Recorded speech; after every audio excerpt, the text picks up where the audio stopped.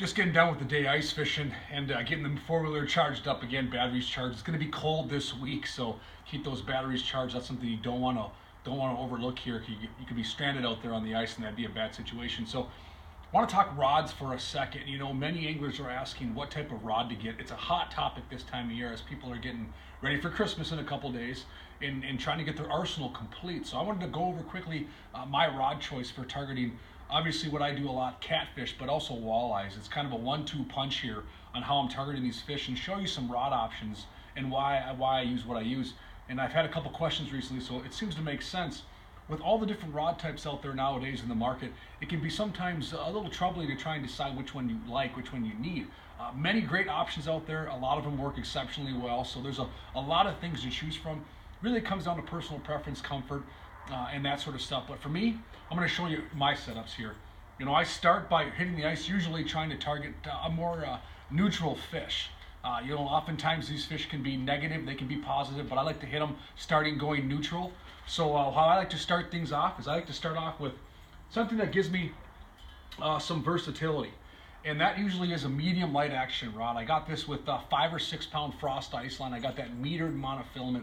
That's cool because every so far down the line it changes from clear to an orange. It gives me some visibility, some sight lines, that sort of stuff. So that metered frost is great. It also comes in a clear. And again, I'm using 5 or 6 pound on that new Legacy Series rod from Clam. This is a new series of rod this year. You know, I've been spoiled with ice fishing rods. I spent 6 years working at Thorne Brothers. I got to build some of the best rods the ice market's ever seen. I still use many Thorne Brothers rods, don't get me wrong, but many companies out there, Clam especially, has really stepped up to the plate and has made a phenomenal set of rods that you can buy at most retailers right down the street. That new Legacy Series has earned a place in my arsenal. I've had a chance to use them now a handful of times. They live up to the expectation. I know when you walk into a store and you say, hey, $100 for an over-the-counter rod, it's not a custom lineup, but I'll tell you what, this is made with the highest level of components, the best graphite, carbon fiber graphite, and that wing grip handle is kind of in a class of its own too. Balanced very well, very comfortable, very sensitive. This is the medium light, and I'm using this with an 1/8 ounce rattling blade spoon, and I've been using this for cats, I've been using this for walleyes. It works exceptionally well. This is a good starting point. That medium light, 5-6 pound test line, get a good reel with a good drag, and then I'm doing that 1/8 ounce spoon, whether it be a rattling blade spoon, a leech flutter spoon, the new pinhead minnow, something to that effect gets me out there and starting after some fish. And then as the fish start to slide in, that'll dictate what I do. All the fish come in, how they shy away on the Vexlar, that will make me determine my next move. If they're coming in and crushing it, I like to offer fish the biggest things I can get away with. If I'm getting very aggressive fish, hard-hitting fish, if I need to fish a heavier lure for maybe deeper water or current, then I go to a medium action rod. And this happens to be a medium action rod with a little larger spoon. This is the Leech Flutter spoon, a little more vibration. When I get those big cats or big walleyes in some current areas or deeper water areas or big expansive flats, I'm trying to call them in, I'll switch to that larger spoon. A lot more vibration in the water, a lot more appeal, a lot more triggering power, a lot larger profile to get those fish in. So if you're getting heavily aggressive fish, I move up.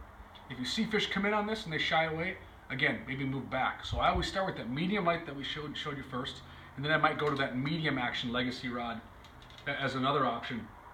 If I get fish that need a little more coaxing, if I'm trying to determine where that bite is, how that fish is feeding, a lot of these big catfish, even big walleyes, they just come up and barely touch the bait. You don't feel that thud sometimes. So I turn to more of a noodle type rod. That new 36-inch Jason Mitchell meat stick, I love. You know, I've used some meat stick rods over the years, but this 36-incher, for whatever reason, has become one of my favorites. It's got that quick tip, but man, does it have hook setting power. I've used this on the catfish. It works exceptionally well. A lot of people would say a noodle rod, a noodle type rod for big catfish, big walleyes. Absolutely. Because it's got that quick tip for determining that bite, and then boom, hook setting power for getting that hook home into the mouth of that fish. And then I'll usually start off with an 1/8 ounce rattling blade spoon on this too. This happens to be the Jason Mitchell lineup, which has a different color scheme and that cool feather tail.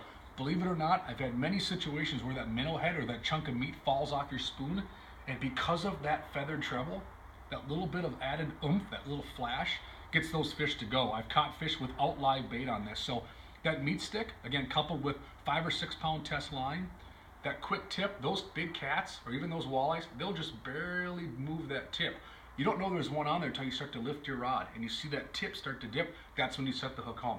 That meat tip works exceptionally well. So there's a lot of options out there for rods and reels and line, and it can be overwhelming. For me, you got that medium light, you got that medium, you got that more finesse application with that noodle tip. That noodle tip is great as a dead stick. If you're doing a second line, you can put that in a rod holder. When that fish bites, you can see that rod tip. You don't have to be there quick on the draw. At the second it bites, you can go over, set that hook home. So a few great options there out there. Get out there, chase some fish, have fun, be safe. Christmas is right around the corner. Happy holidays for everybody, and we'll see you next time.